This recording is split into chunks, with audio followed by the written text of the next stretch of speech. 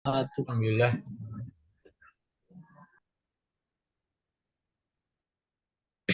Bisa wasilah ya dan wujudnya wujud subhanallah. Oke, kita dengarkan lagu aja. Mas Raja pimpin doa dulu Mas Raja.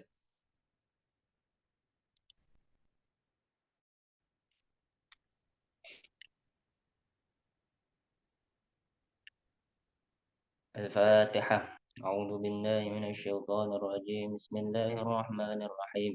الحمد لله رب العالمين الرحمن الرحيم مالك يوم الدين. إياك نعبد وإياك نستعين اهدنا الصراط المستقيم صراط الذين أنعمت عليهم غير المغضوب عليهم ولا الضالين. أعوذ بالله من الشيطان الرجيم. بسم الله الرحمن الرحيم. الحمد لله رب العالمين. اللهم صل على سيدنا محمد.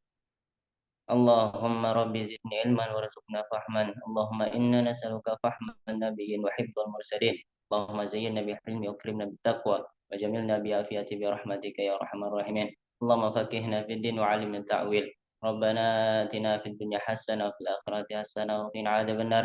صلى الله على سيدنا محمد وعلى آله وصحبه وسلم. لو في سبحانك الله تعالى في السلام وآخر دوام أن الحمد لله رب العالمين.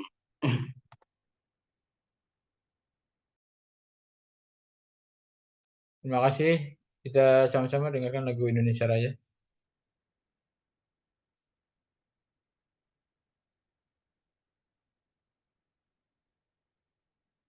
Nggak terlihat, Mas Malik? Terlihat.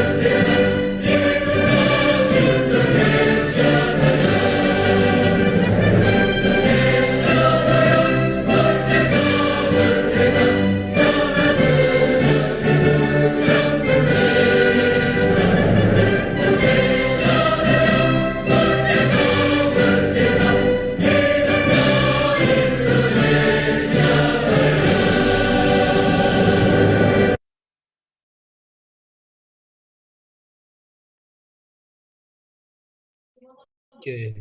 Bismillahirrahmanirrahim. Teman-teman, terima kasih. Kita memasuki pertemuan yang ke-14. Insya Allah, mungkin sekarang 13 kali ya, besok 14 ya harusnya. Ya, sekarang 14 ya, Mbak Sri.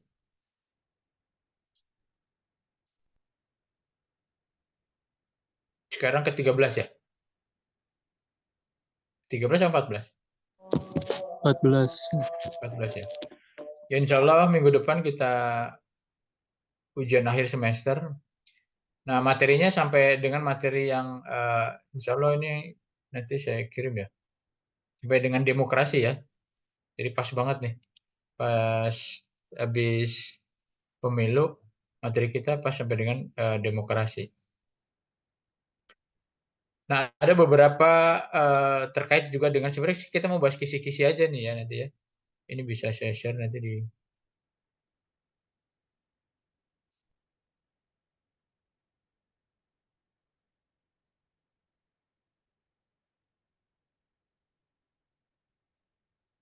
eh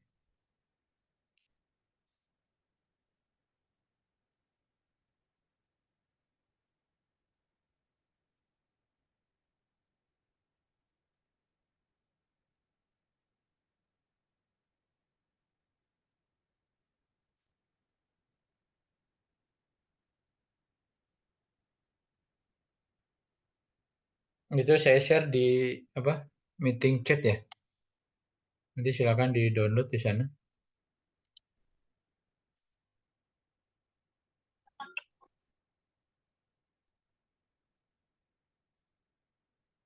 Sudah terkirim ya?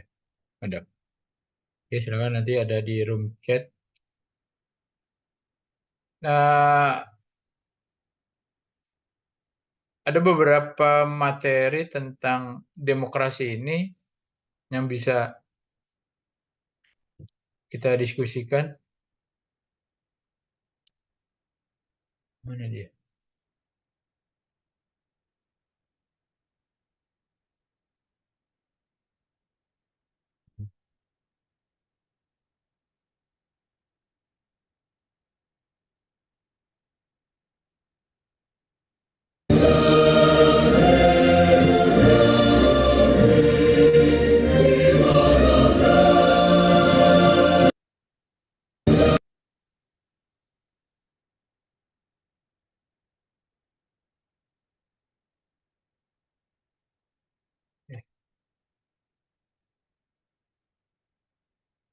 Nah, ini kajian tentang demokrasi. Ada beberapa teori yang bisa teman-teman bisa baca bahwa demos artinya rakyat, kratos atau kuasa. Bahwa demokrasi itu artinya kekuasaan berada di tangan rakyat gitu ya. Kekuasaan berada di tangan rakyat. Ya betapa pentingnya sebuah proses demokrasi, dalam hal ini pelaksananya adalah demokrasi, tanpa adanya legalitas formal dari sebuah hasil pemilu, tidak adanya legalitas formal yang bisa diakui secara resmi bahwa dia adalah pemimpin sebuah negara gitu, atau pemimpin sebuah wilayah, atau pemimpin sebuah tingkat misalnya kota, kabupaten, ataupun provinsi, bahkan ke negara. Nah, semua melalui mekanisme pemilihan umum. Nah, ada perbedaan barangkali teman-teman bahwa proses demokrasi yang dilakukan ini eh, pengecualian di DKI Jakarta gitu ya. Contohnya misalnya bahwa wali kota dan bupati di Jakarta itu tidak dipilih oleh rakyat. Kenapa? Beda dengan di luar provinsi. Misalnya kota Depok ada pemilihannya, gitu ya. Kota Sampang, misalnya ada. Jadi ada beberapa semua kota bupati itu dipilih oleh rakyat, kecuali DKI. Nah, DKI punya kekhususan tentang pemerintah daerah khusus ibu kota Jakarta ya, yang sampai sekarang masih berlaku. Nanti kalau undang-undang IKN udah berlaku, mungkin akan berubah nih nanti nomenklaturnya. Nanti DKI akan berubah menjadi daerah khusus Jakarta, DKJ gitu ya. Nanti informasinya seperti itu. Nanti kita lihat ke depannya. Terus juga uh, ini tadi nih bahwa government uh, of the people, by the people, and for the people. Ini menurut Abraham Lincoln. Ya, bahwa government of the people artinya diakui atau tidak diakui oleh rakyat, itu bentuk dari sebuah legitimasi. Ya, bahwa sebuah rakyat misalnya ada pemilu atau tidak pemilu tetapi diakui keberadaannya oleh rakyat, itu disebut legitimasi. Nah, government by the people itu ada pemerintahan dilakukan atas nama rakyat. Ya, pemerintahan dalam hal ini harus mengacu kepada, kalau di Indonesia itu ada Undang-Undang Dasar 1945 dan Pancasila ya sebagai pedoman dalam menjalankan kekuasaannya. Terus juga ada government for the people, ada of, ada by, ada for. Ya, jadi kekuasaan yang diberikan rakyat kepada pemerintah dijalankan untuk kepentingan rakyat, for gitu ya, untuk kepentingan rakyat. Nah, ini menurut Abraham Lincoln ini ada legitimasi, ada menjalankan kekuasaan atas nama rakyat dan untuk kepentingan rakyat. Dari rakyat, oleh rakyat, dan untuk rakyat. Ini yang harus kita pahami benar gitu loh. Jadi kalaupun semuanya berpedoman kepada ini, mungkin insya Allah jalan gitu ya. Nah, ini ada beberapa juga terkait dengan demokrasi, sistem politik demokratis. Nah, ini ada demokrasi dalam konteks perspektif individu ya. Ini ada liberal dan perspektif masyarakat, ini ada non-liberal. Nah, ini ada prinsip pokok demokrasi, ada liberté, egaliter, dan fraternité gitu ya. Jadi silakan dibaca aja. Nah, bahwa ini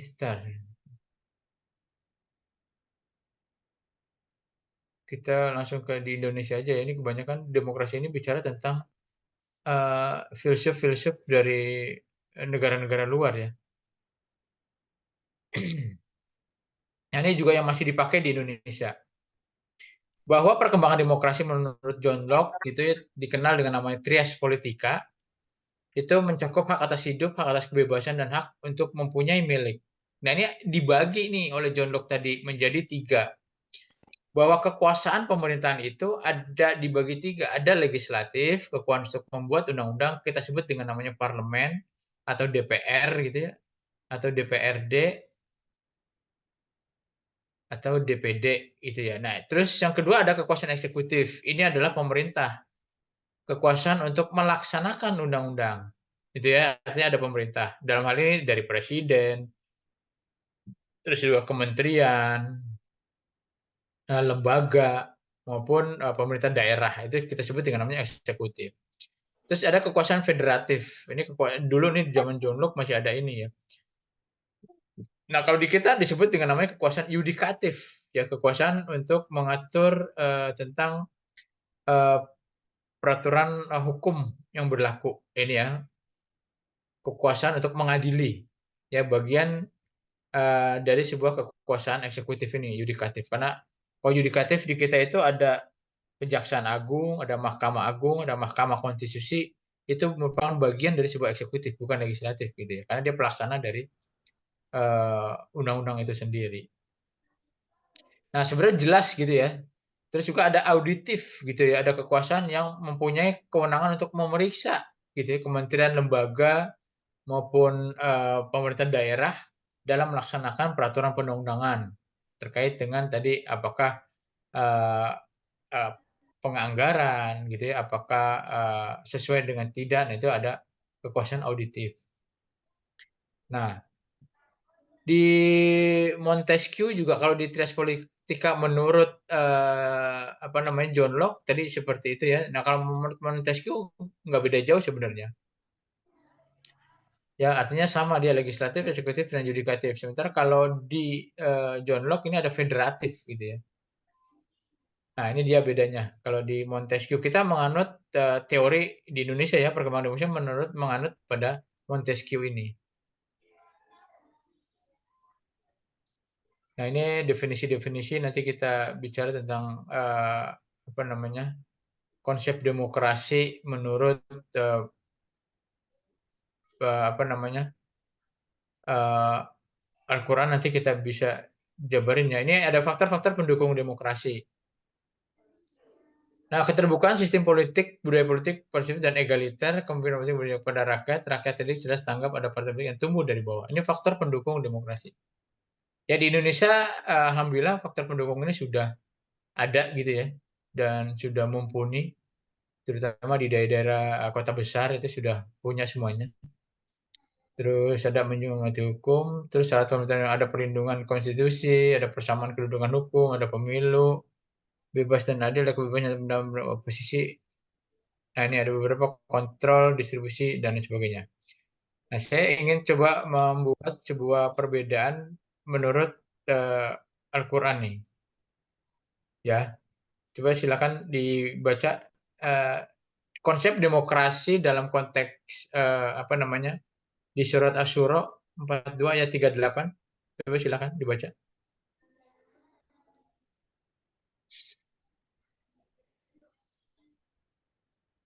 Siapa yang baca? Kita udah ajan ya. Kita sholat dulu ya.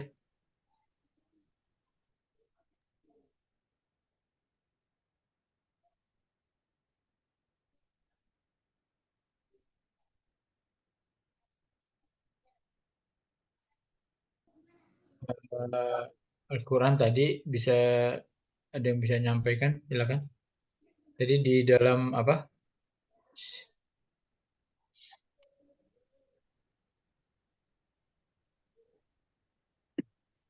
Asyura ya. 42 ayat 38. Silakan. Siap, Ustaz. Silakan. Bismillahirrahmanirrahim. Walladzina istajabu li rabbihim wa aqamus salata wa amruhum syura bainahum wa mimma razaqnahum yunfiqun. Dan bagi orang-orang yang menerima atau mematuhi seruan Tuhannya dan mendirikan salat, sedang urusan mereka diputuskan dengan musyawarah antara mereka, dan mereka menafkahkan sebagian dari rezeki yang kami berikan kepada mereka.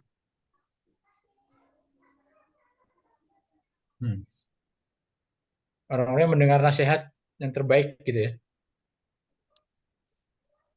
Artinya apa? Ada yang bisa menjelasin lebih rinci lagi? Monggo silakan. Artinya segala sesuatu itu kalau mau diputuskan harus berdasarkan permusyawarahan terlebih dahulu, Ustaz.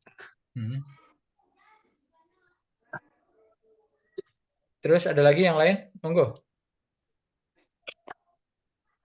Ayat berapa tadi? 38 kan ya?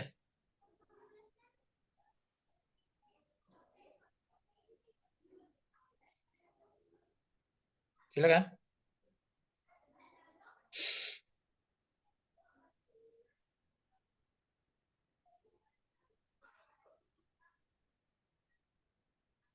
Enggak ada, lanjut. Oke, di Ali Imran juga ada di ayat 159.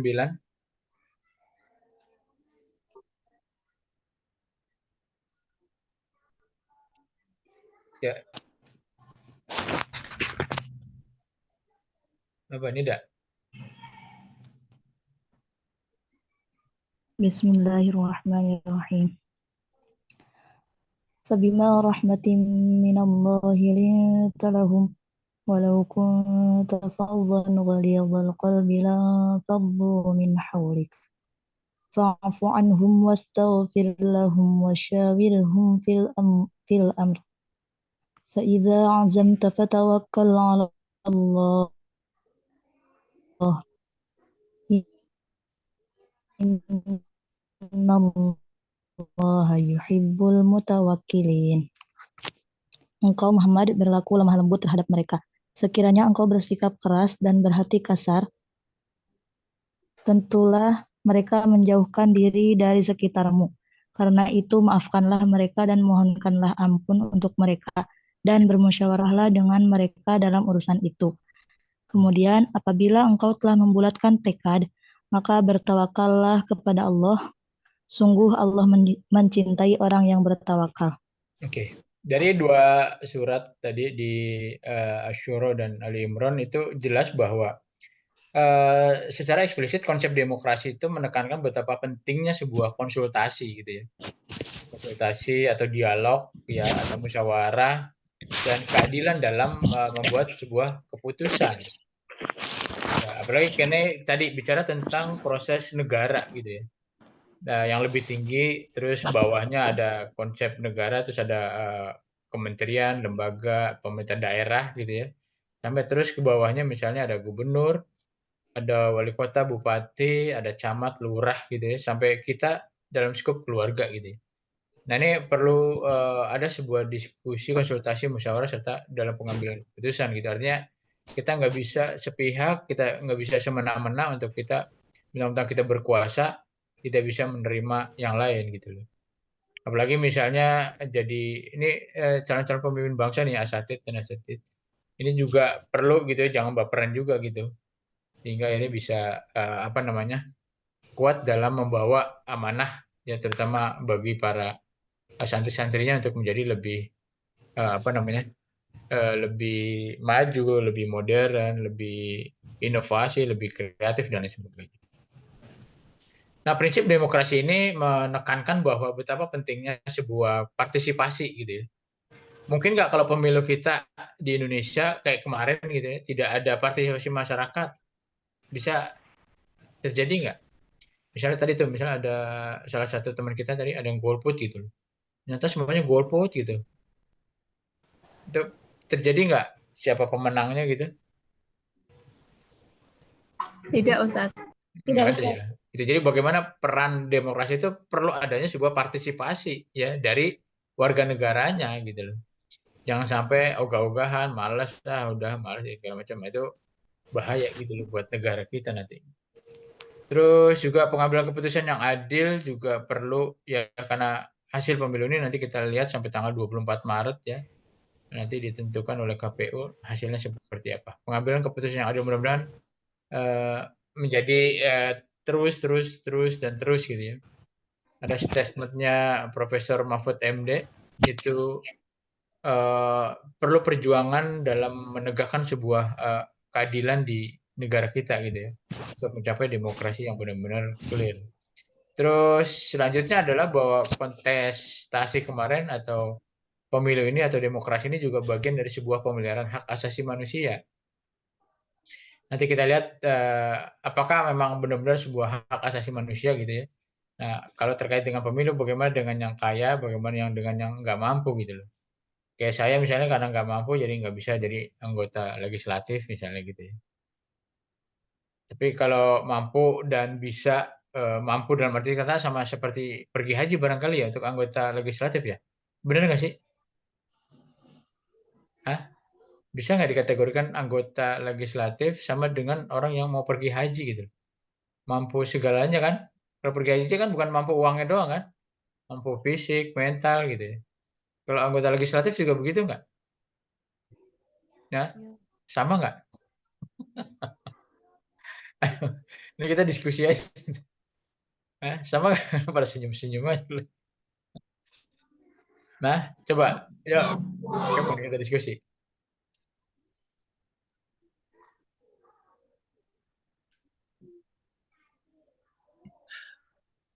Izin berpendapat Ustadz.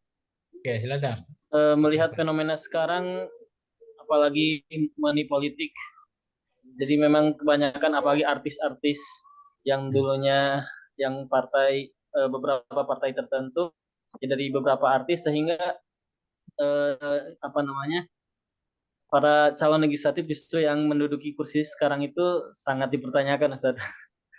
Bagaimana kita melihat apa namanya fenomena ketika eh, pada tidur di rapat dan lain sebagainya, kebijakan-kebijakan yang menyengsarakan rakyat sangat dipertanyakan Ustaz. Makasih Ustaz Rifai. Jadi popularitas itu tuh menjadi pilihan kali ya buat masyarakat kita ya. Ternyata kebanyakan artis gitu, jadi banyak yang milih gitu. Apalagi dengan yang di Jawa Barat, ini terutama di Jawa Barat kemarin. Komeng. Iya. Bingung, ada 50 lebih Pak dosen. Saya udah komen. Pilihan jalur bingung.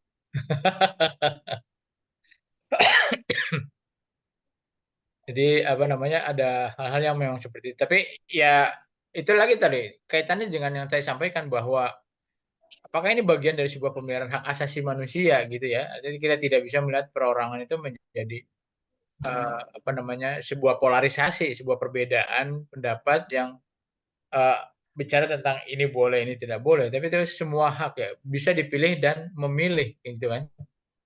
Itu hak. Nah, cuman tadi kita apakah kita punya kemampuan untuk itu? Monggo silakan. Nah, ada beberapa apa namanya yang bisa kita pedomani dari Al-Quran ini untuk bagaimana umat Islam berdemokrasi dengan jurdil gitu ya. Nah ini di Al-Quran jelas banget ya, tegas dikatakan juga misalnya bahwa keadilan dalam sebuah pengambilan keputusan itu jelas di surat An-Nisa ayat 58. Monggo silakan.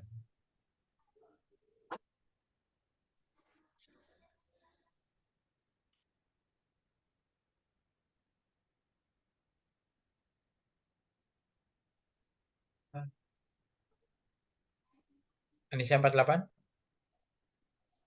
Nah ini artinya adalah bahwa keputusan dari sebuah apa namanya proses ini perlu adanya keputusan bersama gitu ya, bukan karena kepentingan individu maupun kelompok, tetapi kepentingan Indonesia yang lebih besar gitu kalau kita dalam konteks Indonesia. Nah, bahwa keadilan dan pengambilan keputusan ini menjadi penting nanti pada saat siapapun pemimpinnya itu harus benar-benar untuk kepentingan dan kesejahteraan rakyat.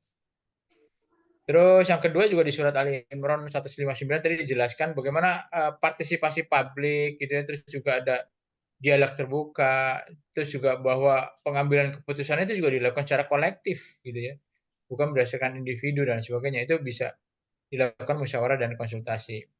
Terus juga di dalam surat An-Nisa lagi ayat 58 bahwa integritas dan moralitas dalam menjalankan sebuah tugas untuk kesejahteraan rakyat gitu ya, termasuk pemilu ini dan pelayan masyarakat ini menjadi lebih penting gitu. Karena dalam konteks ini mungkin amanah yang diberikan sesuai dengan konstitusi itu benar-benar dilakukan integritas dan moralitas. Ya itu jelas banget gitu ya bahwa harus punya rasa tanggung jawab dengan jujur gitu dalam menjalankan amanah ini. Terus juga di Al-Maidah ayat 42 juga dikatakan bahwa Allah menyukai orang-orang yang berlaku adil gitu ya.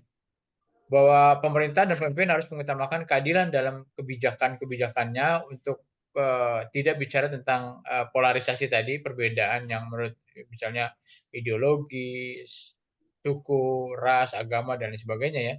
Hingga ini bisa tadi bicara tentang menghormati tentang hak asasi manusia. Dan terakhir adalah membela kebenaran dan menolak kecurangannya di surat Al-A'raf ayat 159.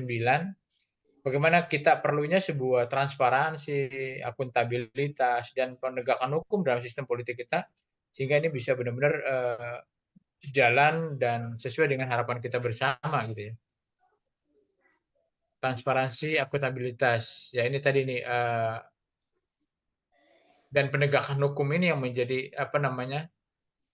titik kritisnya untuk kita sama-sama terus untuk memperbaiki diri gitu ya, untuk menjadi negara-negara Indonesia yang tadi apakah kita sebut dengan rahmatan lil alamin atau apapun namanya sehingga bisa jadi kesejahteraan untuk semuanya gitu ya.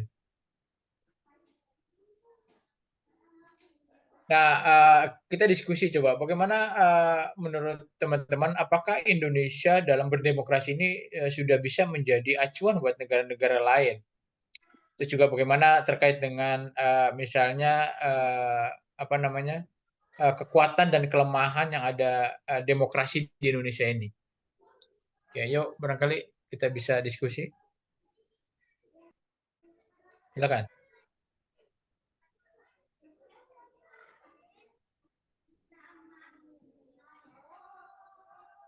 Yang pertama, apakah bisa Indonesia sebagai acuan buat negara lain dalam melakukan demokrasi?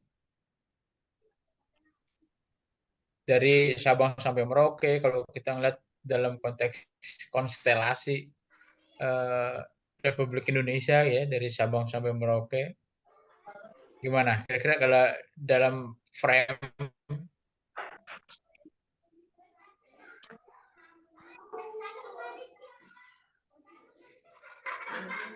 ada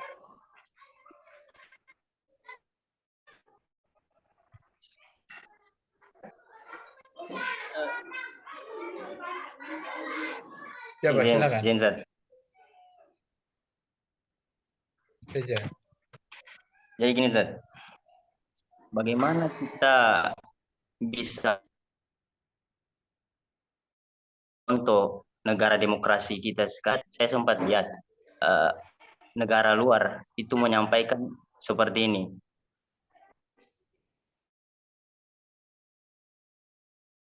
Ya, sebelum terjadi pemilihan, tapi sudah ditentukan pemenangnya. Bagaimana menjadi contoh seperti itu? Berarti negara kita ini demokrasinya sangat lemah. Karena sudah, ya kita lihat sendirilah. Bisa juga dibilang, ya kalau menurut saya, ya negara kita negara dinasti sudah. Menjadi negara dinasti. Ya, karena ya begitulah. Tajam ke bawah, tumpul ke atas. Oke, kita lihat. Oke, silakan itu berpendapat. Tapi kita batasi dulu kali ya. apakah keragaman budaya dan agama kita itu bisa menjadi acuan buat negara lain dalam kita melakukan sebuah proses demokrasi di Indonesia? Ya, bahwa proses sebuah demokrasi itu banyak tadi ya, ada trias politika tadi. Nah, pemilu merupakan salah satu bagian gitu ya dari proses demokrasi. Jangan disamakan antara pemilu sama dengan demokrasi, enggak gitu. Tapi bagaimana tadi menurut Montesquieu dan siapa? J.J. Rousseau tadi, itu ada trias politika, ada pembagian kekuasaan tadi.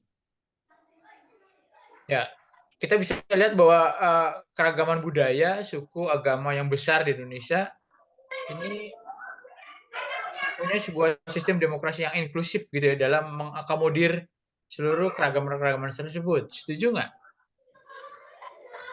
Keragaman budaya, agama, ya budaya kita di Indonesia itu sampai ratusan gitu ya. Itu ternyata bisa gitu loh kita lakukan seperti ini.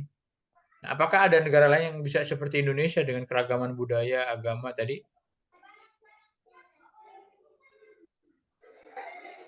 Ada.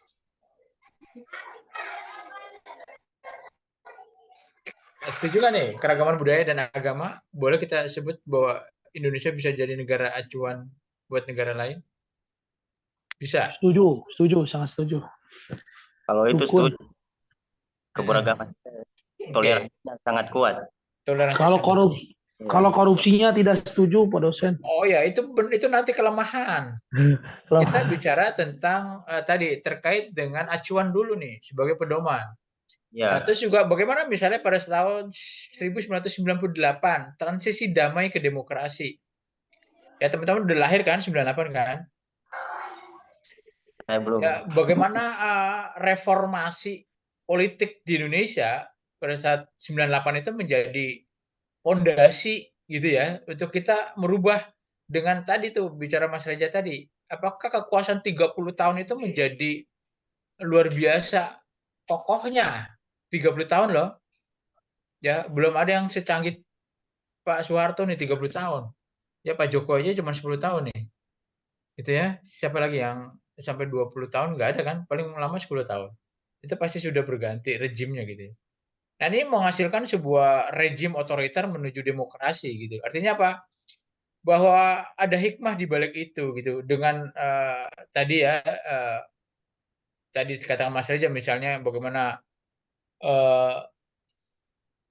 tajam ke bawah tumpul ke atas gitu ya. Itu sudah kita buktikan bahwa transisi demokrasi di 98 ini menjadi inspirasi bagi negara-negara lain untuk ingin melakukan reformasi politik yang serupa dengan tadi misalnya Hitler gitu kan ya dengan kekejamannya dan lama-lama bertahun-tahun sebagai pejabat negaranya cuma dia terus gitu ya.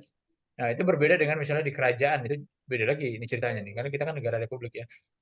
Nah, terus juga bagaimana cerita tentang partisipasi masyarakat tadi. Ya, partisipasi ini cukup aktif gitu ya. Nah, kalau kita jumlahkan misalnya dari 200 juta lah misalnya ya, sisanya masih anak-anak maupun ada orang-orang yang golput gitu. Dari 200 juta ini ternyata pemilihnya itu luar biasa gitu. Itu aktif semua gitu ya. Nah, itu juga bisa menggunakan bahwa masyarakat sipil ini sangat berperan penting di dalam pelaksanaan sebuah proses pemilu kemarin gitu ya atau pemilu-pemilu 5 tahunan yang akan datang misalnya. Nah, ini juga memperkuat kita dalam sebuah sistem demokrasi. Salah satunya adalah partisipasi masyarakat. Terus juga bagaimana lembaga-lembaga baik itu legislatif, yudikatif, dan eksekutif ini juga kudu kuat nih membangun sebuah sistem demokrasi yang benar-benar mapan gitu ya. Yang bisa menjadi dorongan untuk terus melakukan sebuah proses kenegaraan menjadi lebih legitimate gitu ya untuk bisa menentukan sebuah ini. Nah, terkait dengan kekuatannya tadi, dalam konteks Indonesia, kira-kira apa sih sistem demokrasi yang ada di Indonesia? Kekuatannya, apa kekuatannya? Jadi terkait dengan apa?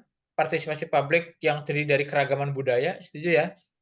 Keragaman dan pluralitas kita, itu kekuatan gitu ya. Itu kita dari Sabang sampai Merauke, banyak pulau, banyak suku, banyak agama dan itu bisa.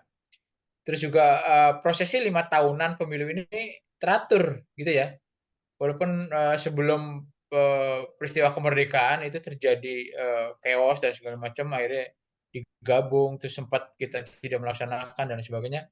Tapi belakangan setelah 98 ini kita rutin melakukan sebuah proses 5 tahunan ini. Gitu ya. Nah, terus juga bagaimana tadi kekuatannya masyarakat sipil kita juga bagus, terus juga kebebasan media nih, gitu ya. Walaupun medianya tadi misalnya ada beberapa hal yang relatif gitu ya, kebebasannya apa namanya bisa kita lihat TV-TV atau radio yang memang sudah bebas gitu untuk mengungkapkan sebuah proses transparansi tadi. Oke, ini ada 4 tadi kekuatannya. Terus kira-kira kalau kelemahannya tadi yang disampaikan Mas Malik tadi, korupsi itu nomor 1 tuh kelemahan kita. Betul nggak? Itu akan Betul mengganggu sekali. efektivitas Betul, demokrasi Ustaz, tadi. betul. Korupsi yang merajalela ini kalau di universitas korupsi itu 1 semester juga. Ya, saya juga pengajar materi anti korupsi di salah satu perguruan tinggi juga mengajar tentang korupsi itu 1 semester. Nah, itu jadi bagaimana praktek korupsi ini juga merugikan negara gitu ya. Dan ternyata yang melakukan korupsi itu ternyata orang-orang yang lulus S1, S2, bahkan S3. Ya, ironis gitu ya. Jadi ternyata apalagi kalau kita bicara misalnya, apakah alumni STZK ada yang korupsi di level pemerintahan misalnya? Itu jadi seru lagi tuh, gitu kan ya. Astagfirullah. Gitu ya, alumni pesantren korupsi gitu kan ya. Widih, luar biasa tuh, jadi viral gitu kan. Nah, itu seru tuh, itu belum masuk media tuh. Nah, barangkali ada teman-teman yang mau masuk media dengan korupsinya, ya nauzubillah min dzalik gitu ya. Alhamdulillah, Ustaz. Heeh, jangan sampai begitu Iya, tuh. Ki Ustaz. Nanti Kenapa? takutnya Hey, Ustaz hey, juga hey. jadi tidak baik nanti. Mencoreng nama baik. Itu ya. Nah, ini menjadi apa namanya, pembelajaran buat kita gitu ya. Jangan sampai kita tergoda dengan hal-hal yang seperti itu gitu. Terus juga bagaimana ketergantungan money politik, betul? Ya, Ya, money politik itu masih berlaku atau seperti apa? Ya mungkin kalau bentuknya atau strateginya berbeda kali ya, yang bisa dikemas sedemikian rupa sehingga itu menjadi sebuah proses kelemahan kita gitu ya. Nah, tadi bahwa jangan pilih partainya, terima uangnya itu masih berlaku nggak ya? Jangan pilih orangnya, terima uangnya gitu.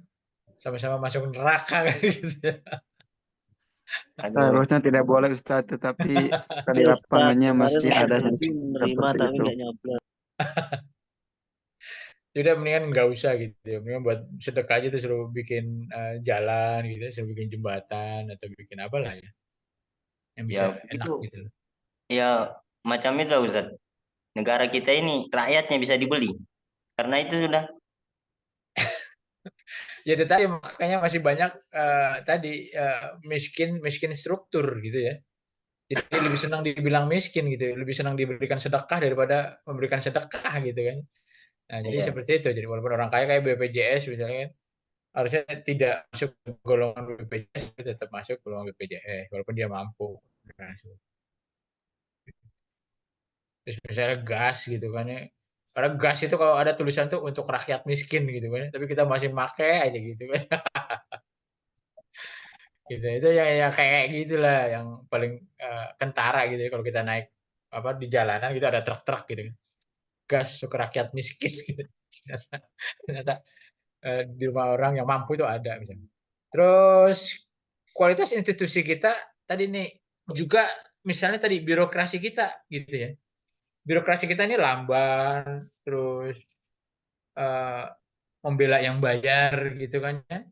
Kalau ada uang lancar jalannya dan segala macam. Nah ini lagi-lagi kualitasnya. Tapi kalau menurut saya ada sebuah perubahan signifikan nih di birokrasi gitu ya. Jadi walaupun apa namanya lambat gitu, tetapi sebuah prosesnya udah cukup cepat. Dalam artian tadi misalnya kayak saya misalnya mengurus proses balik nama di BPN gitu ya. Alhamdulillah mereka bisa memberikan jawaban dalam waktu 1 minggu. Gitu ya. Itu udah cukup luar biasa. Terus bagaimana Pemda-Pemda yang lain nggak tahu ya kalau di tempat lain. Kalau di Jakarta itu udah bicara tentang berapa jam untuk pelayanan publik yang ada di masyarakat, baik itu di kelurahan, kecamatan gitu ya, itu bicara berapa jam gitu. Walaupun ada beberapa oknum yang memang tadi cari duit dan sebagainya itu walau alam gitu. Tapi lagi-lagi sudah cukup lah ya, perubahan bagus secara signifikan udah berubah banget. Terus juga polarisasi tadi ada perbedaan-perbedaan baik itu sara maupun agama maupun suku dan sebagainya ini menjadi lebih apa namanya tantangan bersama ya untuk kita bisa sama-sama mengentaskan sebuah proses. Ini barangkali bisa saya sampaikan, kita silakan diskusi. Tuh, monggo silakan. Dari yang sudah saya jelaskan.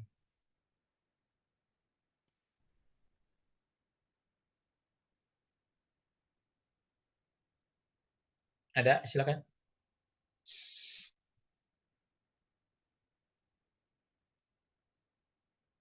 Nggak ada.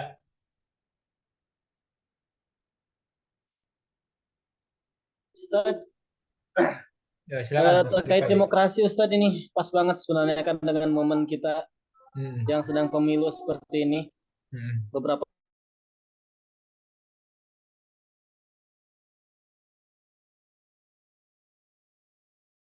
crazy ya kita menambahkannya. Begitu dahsyatnya Ustadz. Sekarang apa kira-kira yang perlu kita lakukan Ustadz menanggapi khususnya hasil pemilu yang sekarang sangat-sangat TSM terstruktur sistematis dan manipulatif ini Ustadz. Oke. Masih Mas Rifai, ada yang bisa jawab? Silakan. Sebelum saya jawab. Tadi saya coba buka situs KPU-nya, coba beberapa cek, ternyata memang ditambahkan 1 angka saja, cuman itu sangat masya Allah gitu, dari puluhan jadi ratusan gitu, hanya dengan 1 angka saja gitu. Sedangkan banyak saudara kita Ustadz di sini yang nyoblos saja nggak bisa, dipersulit, mau pindah susah, sehingga kemarin pas saya nyoblos itu banyak sekali hampir puluhan orang mungkin mau nyoblos nggak bisa karena waktunya habis, karena belum diurus perpindahannya. Sedangkan ya seperti ini Ustaz. Oke, silakan ada yang ngomentari, monggo. Ya, Ustaz Yogi komentar dulu. Mas Yogi lagi sakit gigi dia. Monggo Ustaz. Oke, banyak beberapa WAG gitu ya, karena WAG saya banyak gitu ya, baik dari level akademis sampai dengan level RT gitu ya, WAG-nya. Itu semuanya kalau saya rekap hampir sama tuh beritanya. Jadi di sini dikirim, itu lagi sih beritanya gitu. Nah, lagi-lagi sih kita gitu ya bahwa boleh mengungkapkan sebuah pendapat gitu ya, cuman berdasarkan data dan fakta. Gitu ya. Nggak apa-apa dan itu juga bagian dari proses demokrasi. Itu kan hak asasi juga buat kita gitu ya. Nah, tadi bahwa sebuah proses demokrasi itu tadi ada transparansi, gitu kan ya, ada dialog, terus ada sebuah apa namanya, akuntabilitas yang bisa dipertanggungjawabkan dan lain sebagainya. Nah, bagaimana pemerintah bisa menjalankan sebuah proses pelayanan kepada masyarakat kalau seandainya itu sudah ditutup kerannya gitu kan ya. Nah, itu nggak bisa. Akhirnya apa? Sebuah proses demokrasi tadi jangan baperan gitu loh. Ya katakan sejujurnya, terus katakan ini, tapi lagi-lagi ini sebuah proses untuk menuju yang idealnya proses demokrasi Indonesia. Gitu. Walaupun tadi kita Mas Reza ada beberapa kekurangan ya, bukan kecurangan, tapi kekurangan di sana sini sehingga akhirnya ada yang namanya pemilu ulang gitu ya dan lain sebagainya itu bisa dilakukan sih kalau memang benar-benar memang perlu dan harus dilakukan. Nah, kekurangan-kekurangan ini perlu kita sampaikan gitu ya, baik lisan, tertulis dan sebagainya lewat tadi mekanisme kepada teman-teman kita yang duduk di anggota legislatif gitu ya. Tolong sampaikan dong gitu loh kok. Anda kan ya. Substansi filosofis wakil rakyat ini nih harus dipegang betul gitu. Jangan mentang-mentang udah duduk di wakil rakyat di DPR, DPRD dan DPD itu jadi lupa gitu sama namanya wakil rakyat gitu. Nah, itu perlu disuarakan sehingga akhirnya benar-benar bisa ada jawaban dan kita terpuaskan oleh jawaban itu. Gitu sih Mas Reza. Ada lagi? Cukup? Maaf Ustaz, mau tanya Ustaz. Ya, silakan. Untuk masalah tadi kekurangan ya di negara kita, terutama di birokrasi ya, tentang demokrasi juga, korupsi dan money politik ya, apakah ini ada pengaruhnya dari zaman dulu penjajahan Belanda ya, yang apa namanya itu mengajarkan tentang kapitalis ya, nepotisme dan KKN itu Ustaz ya. Jadi ya, ada yang namanya kerja Rodi. Ini sejarah masih belum tahu ya. Faktanya seperti apa, ada yang mengatakan dari Belanda ngasih gaji ya terus dipotong sama gubernur-gubernurnya pribumi ya, ada juga yang mengatakan benar-benar nggak dikasih sama sekali ya. Nah ini apakah ada pengaruhnya dari jadi karena sudah terbiasa dengan yang namanya itu money politik, korupsi dan sebagainya itu, apakah itu bisa jadi ya menjadi apa saya itu akar permasalahan dari kekurangan demokrasi di negara kita, Ustaz. Terima kasih Ustaz. Ini kayaknya saya baru ngeliat Mas Yusron ya. Ada anaknya Abah Hashim namanya Gus Yusron. Beda ya? Beda. Gus Yusron lagi ngambil S3 di UIN ya. Nah, Abah Hashim yang paling bontot.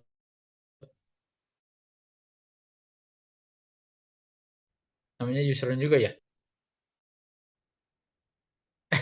Ah, udah kenal belum? Sabun. Di sana Kakak, Ustaz. Oh, oke. Mas Yusron, pemerintahan zaman dulu gitu ya, atau pemerintahan kolonial itu memang pernah melakukan sebuah praktek korupsi tadi, gitu ya. Ini tadi karena Mas Yusron menggeser sebuah korupsi itu dari apakah korupsi itu dilakukan karena sejak zaman dulunya gitu. Ya kalau kita sebut namanya pengkhianat gitu ya, mungkin tadi ya ada beberapa misalnya eksploitasi sumber daya alam. Ya penjajah datang ke Indonesia ngapain? Itu ya, bagaimana dia mengambil sumber daya alam yang kita kenal dengan namanya Gemah Ripah Loh Jinawi. Wah, itu kata Mas Yogi gitu ya. Nah, tadi tuh bahwa pemerintahan kolonial pada saat itu sering gitu melakukan sebuah eksploitasi sumber daya alam dan ekonomi bagi negara yang dijajah tadi untuk kepentingan siapa? Untuk kepentingan kolonial atau kepentingan elit lokalnya. Nah, elit lokal di Indonesia siapa itu? Ya, nanti kita bisa lihat siapa sih elit lokalnya itu. Nah, lagi-lagi juga yang namanya KKN gitu ya, korupsi, kolusi dan nepotisme juga udah ada dari dulu sih gitu. Bagaimana praktek-praktek merugikan negara dan rakyatnya itu jelas terlihat. Contoh misalnya yang sering lagi-lagi masalah pajak gitu ya. Bagaimana pajak baik di negara Indonesia maupun di negara-negara Eropa itu menjadi sumber korupsi yang paling luar biasa. Ternyata bahwa pajak diminta ke rakyatnya, tapi tadi tuh apa namanya penguasa atau elit lokal sendiri tidak bayar pajak pada saat itu, gitu ya. Itu di negara-negara maju atau di negara Eropa. Nah, artinya apa? Lagi-lagi tadi dia bisa ngambil pajaknya dari masyarakat, tetapi tadi pajaknya bukan untuk kepentingan rakyatnya, gitu kan dikumpulin untuk dia bisa melakukan foya-foya di lingkungannya. Nah, cuman tadi bahwa praktek korupsi ini juga setelah kemerdekaan gitu ya, itu lagi-lagi ada sebuah reformasi itu secara menyeluruh bahwa yang tadinya bahwa korupsi itu menjadi sebuah budaya yang tertanam dalam sistem pemerintahan kolonial itu menjadi sulit untuk dihilangkan. gitu ya. Kenapa? Karena pemerintahan itu tadi bahwa misalnya bagaimana aturan perundang-undangan hukum kita masih berbasis Belanda gitu kan ya. Gitu. Nah, itu bagian dari sebuah pemerintahan kolonial juga pada saat itu. Nah, itu menjadi artinya tidak atau sangat sulit untuk kita menghilangkan budaya-budaya itu. Namun lagi-lagi bahwa sebuah proses ini kita kenal dengan hanya sebuah lembaga apa namanya KPK misalnya, ya walaupun akan di bumi hanguskan, tapi insya Allah ini tetap berada dan lebih kuat, lebih masif untuk memberantas korupsi ya, walaupun musuhnya juga banyak gitu. Nah, perlu kita catat juga Mas Yusron bahwa faktor-faktor korupsi itu tadi bukan hanya sebagai budaya sejak zaman pemerintahan kolonial, tetapi juga apakah sekarang ini gitu ya faktor internal tadi, apakah kita sudah membiasakan menjadi budaya yang transparan? Ya bukan berarti kita mau buka-bukaan gitu ya, tapi transparansi dalam konteks kelembagaan pemerintahan tadi. Transparan yang bisa tadi misalnya berkaitan dengan penganggaran, terus laporan keterangan pertanggungjawaban gitu ya, itu bisa disampaikan kepada publik sehingga publik bisa membaca, bisa menelaah, bisa memberikan sumbang saran untuk perbaikan atau evaluasi ke depannya seperti apa. Terus yang lebih parah tadi disampaikan juga oleh Mas Reza tadi bahwa lemahnya penegakan hukum tadi. Bahwa tajam ke bawah, tumpul ke atas ini menjadi PR berat gitu ya bagi para penegak hukum tadi tuh. Ya, lagi-lagi luar biasa nih tantangannya gitu loh. Dulu kita kenal namanya Pak Polisi kita Hugeng ya, gitu ya. Polisi kita namanya Hugeng dan belum ada tuh Hugeng-Hugeng yang seperti beliau gitu yang terjadi di republik ini gitu loh. Walaupun Hugeng Sambo nggak punya Ustadz, Sambo. Walaupun dia nggak punya uang, nggak punya kendaraan dan sebagainya, ya dia tetap punya rasa idealisme tadi. Nah, teman-teman masih muda, teman-teman masih kuat, ya iman Islamnya, tolong idealismenya dijaga gitu loh. Ya, walaupun banyak godaan dari kiri, kanan, depan, belakang, atas, bawah gitu ya, pada saat memasuki dunia-dunia persilatan gitu ya, di negeri Konoya gitu ya. Nah, nanti bisa terjadi tuh. Makanya tadi kuatkan iman Islam gitu ya, kuatkan apa namanya rasa-rasa untuk tidak serakah gitu ya, tidak milikan gitu ya, dan mudah-mudahan Allah akan ganti apa yang kita lakukan. Nah, terus yang lebih juga perlu kita lakukan perubahan adalah sistem tata kelola tadi. Bahwa tata kelola pengelolaan keuangan negara tadi tuh bahwa KPK tidak bisa kerja sendiri tanpa bantuan tadi BPKP, BPK, auditor internal, inspektorat jenderal di kementerian lembaga gitu ya, itu harus bermain semua. Nah, bicara tentang tadi bahwa penegakan hukum tadi perlu ada sebuah sapu lidi yang benar-benar bersih sapu lidinya. Jangan sapu lidinya juga kotor gitu loh. Kalau sapu lidinya kotor gimana mau ngebersihinnya kan gitu ya. Makanya sapu lidinya kudu bersih nih. Jadi kalau sapu lidinya bersih, insya Allah jalannya, kasurnya gitu ya, kalau kita mau nyapu-nyapu itu juga bersih. Nah, itu ilustrasinya seperti itu gitu loh. Nah, tapi mudah-mudahan kita akan mendapatkan sebuah aparat-aparat penegak hukum gitu ya, baik itu misalnya polisian, kejaksaan, Mahkamah Agung, Mahkamah Konstitusi dan sebagainya, itu benar-benar bagaikan seperti sapu lidi yang benar-benar bersih gitu loh. Hingga akhirnya penegakan hukum itu benar-benar adil dan bisa dirasakan manfaatnya buat seluruh masyarakat. Gitu sih Mas Yusron.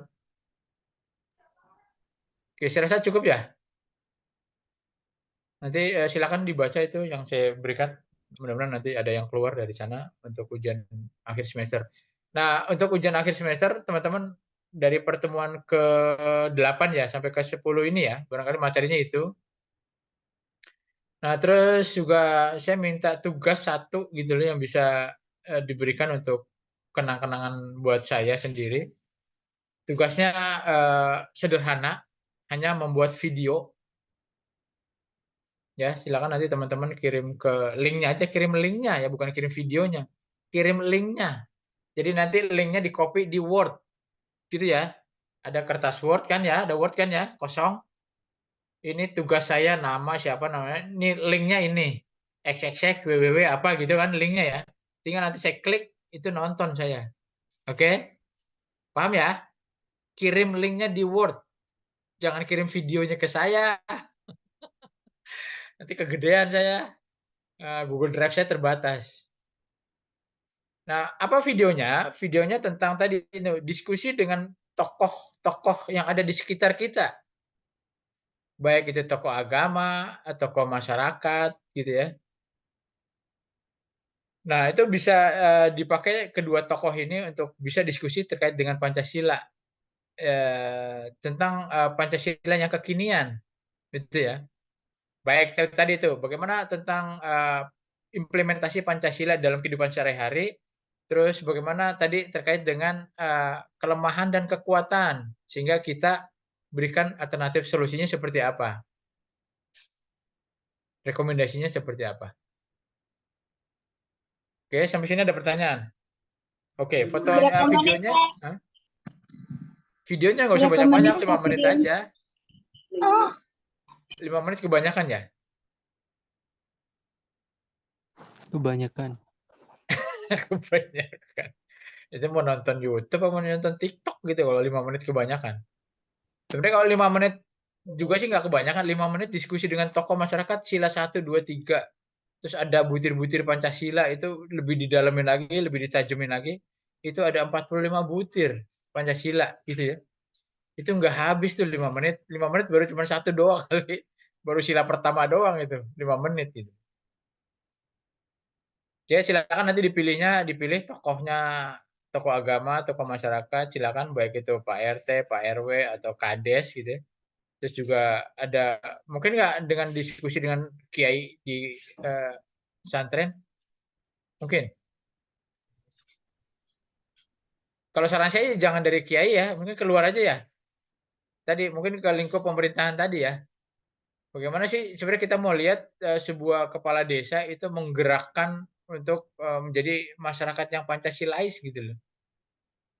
Ya, misalnya apakah contohnya gotong royong yang sudah menjadi branding kita sebagai warga negara Indonesia itu masih ada nggak sih? Nah, itu diskusinya enak tuh dengan Pak Lurah, dengan Pak RW, dengan Pak RT gitu ya. Itu salah satu contoh gotong royong gitu. Itu sila keberapa tuh gotong royong? Nah, gotong royong sila keberapa ada di butir-butir Pancasila sila keberapa tuh?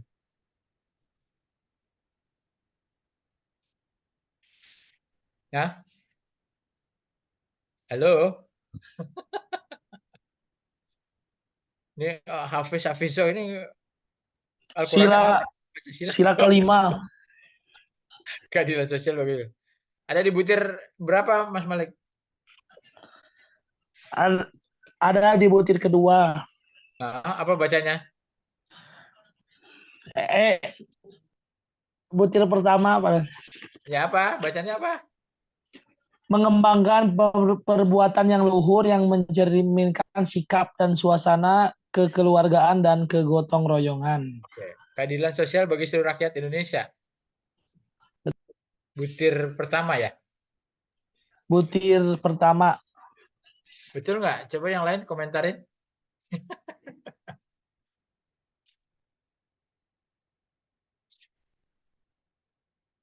Hah? Ada? Silakan komentar.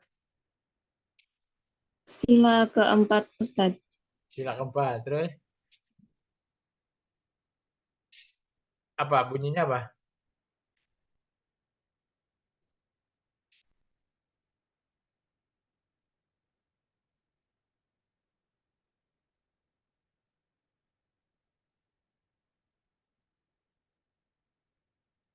Ayo butirnya butir ke berapa?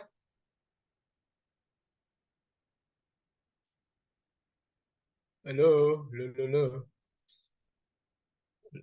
Gotong royong dulu nih. Ini baru gotong royong nih. Sila kelima apa sila keempat?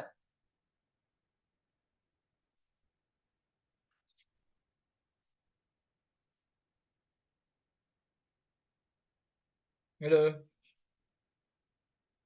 Halo. Hah, gotong royong. Sila ke berapa? Kelima. Ada kan? Sama tadi benar ya disampaikan Mas Malik kan? Sila kelima Ustaz. Mencerminkan sikap suasana kekeluargaan dan gotong royong. Nah, 5 menit habis nggak tuh gotong royong? Insya Allah cukup. Insya Allah. Ya, gitu ya. Jadi bicaranya tentang sila kelima, butirnya tentang gotong royong. Gitu ya. Jadi diskusinya itu artinya lebih dalam, lebih tajam gitu loh. Jangan sila kelima tapi nggak jelas kemana gitu loh. Oke, videonya itu ya. Paham nggak Mas Yogi? Paham nggak? Harus tentang gotong royong, Ustaz. Apa itu Oh, videonya bukan itu di contohnya. upload. Kan butir-butir Pancasila ada banyak. Silakan ngambil yang enak untuk dibicarakan dan didiskusikan dengan tokoh Toma dan Toga. Gimana Mas Yogi? Itu videonya saya uploadnya di mana, Pak? Di Uploadnya? TikTok apa? Uploadnya YouTube. Saya nggak di punya YouTube. sosmed ini, Pak. Di YouTube orang ini kita belajar aja masuk ke YouTube kok. Ini YouTube-nya STJ gini. Iya benar Mas Adit. Karena Mas Adit tuh. Takutnya Mas Adit yang salah masukin ke bicara. YouTube tuh. Dia ngerekam di YouTube dia. Takutnya salah bicara, Ustaz. Oh, udah di stop ya? Nah, di stop. Oh, Nah, ini YouTube itu bisa dipublish, bisa tidak dipublish, Mas Adit. Yang sifatnya private itu cuman saya sama dia doang yang bisa gitu loh. Yang lain nggak bisa nonton. Itu yang private kan ada pilihan kan? Bener nggak? Benar Ustaz. Iya, gitu. Jangan yang dipublish, yang di private aja biar saya bisa nonton pakai linknya. Oke? Nanti jangan off cam nanti mau video tapi off cam, nggak ada cuma gambar tembok doang.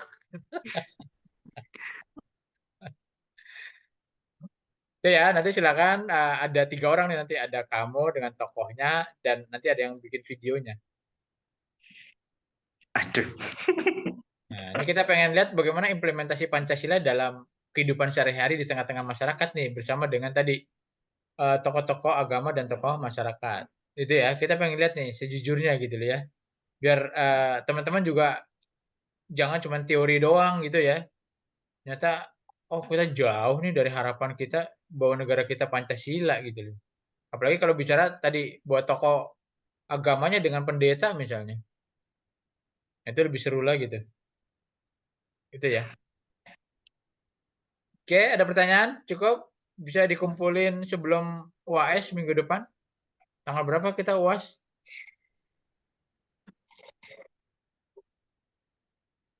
UAS tanggal berapa? Selepas UAS, Ustaz. Selepas UAS udah basi. Orang habis UAS aja saya nilai langsung saya kirim ke bosnya Mas Adit.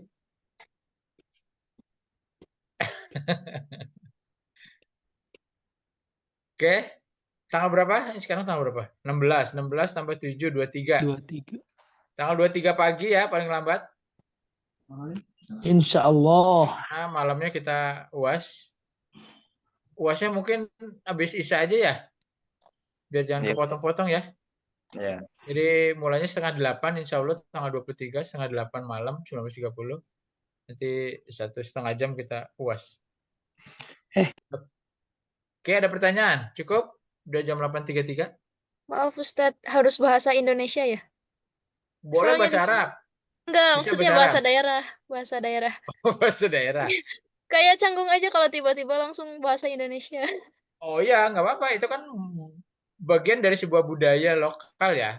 Nggak apa-apa, itu kearifan lokalnya tetap dipakai. Nggak bisa bikin narasi translate-nya nggak? Insya Allah bisa. Bisa ya? Ya udah nggak apa-apa kalau bisa, syukur. Ayo, cakep. Kira pakai bahasa Arab.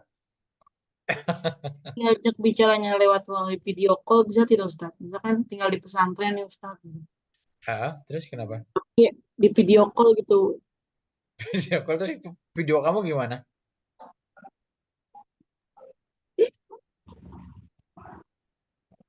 Jadi sharing-sharing gitu tapi melalui itu bisa ke Ustaz?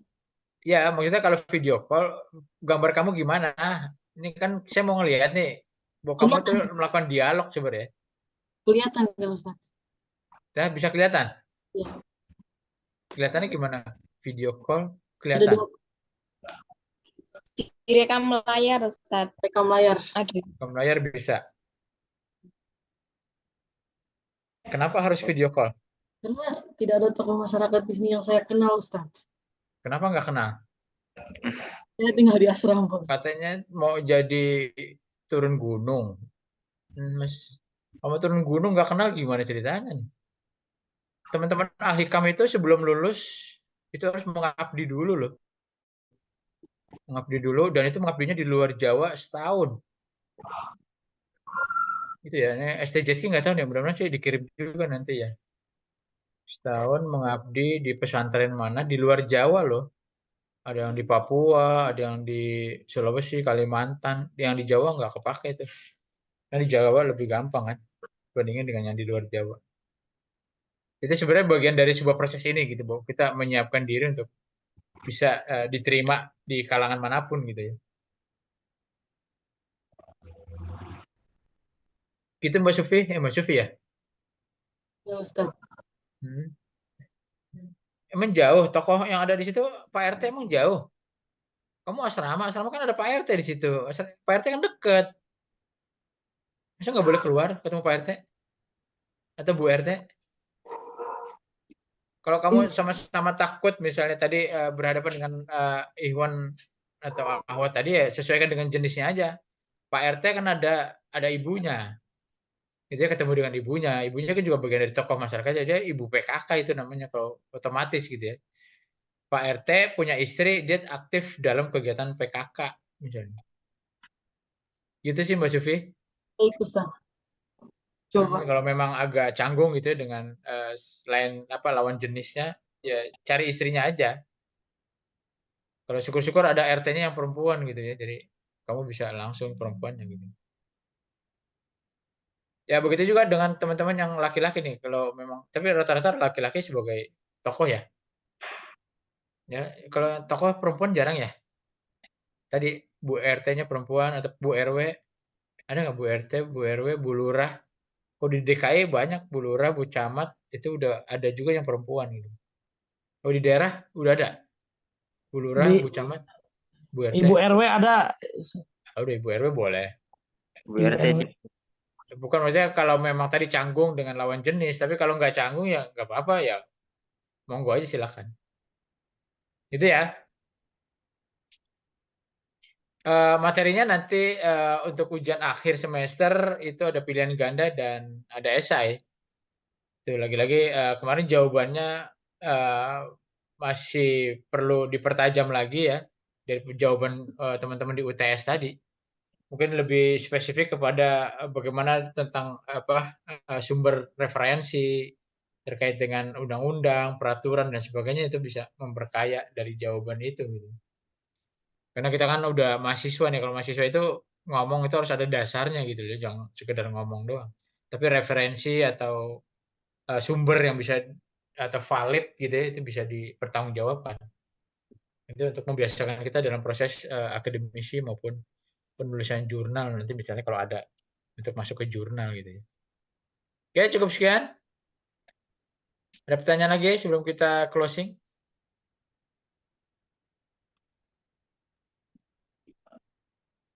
Cukup? Cukup. Cukup tuh Mas Reda, udah cukup, udah ngantuk nih.